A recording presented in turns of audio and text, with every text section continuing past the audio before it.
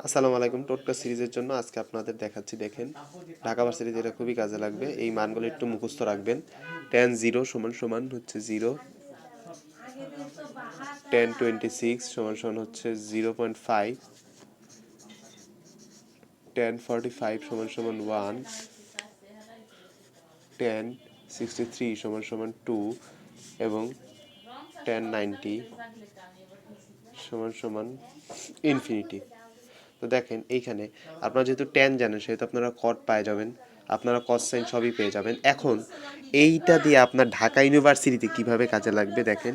আপনার ধরেন ঢাকা ইউনিভার্সিটিতে কোনো একটা মান বাইর করতে দিছে, ধরেন সেটা হলো আপনার এরকম আসছে, ধরেন ট্যান থিটা সমান সমান কখনো আপনার এরকমের আসলো, সেটা হচ্ছে 4√3 ডিভাইডেড বাই 19।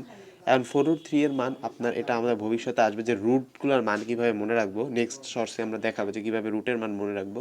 তো এটা ক্যালকুলেশন করলে আপনার এরকমের আসে 6.928 ডিভাইডেড বাই 19। তো এইটাকে আবার ক্যালকুলেশন করলে আপনার আসা হচ্ছে 0.3। এখন দেখেন 0.3 সামথিং। তো এখন দেখেন আমরা পেয়ে গেছি যে 0.5 মানে কত, 1026। তার মানে 0.3 0.5-এর চাইতে একটু ছোট এবং 0। তাহলে সেক্ষেত্রে হচ্ছে দেখা যায় 0.5-এ 26 হয়, তাহলে 0.3 তার একটু কমে যাবে।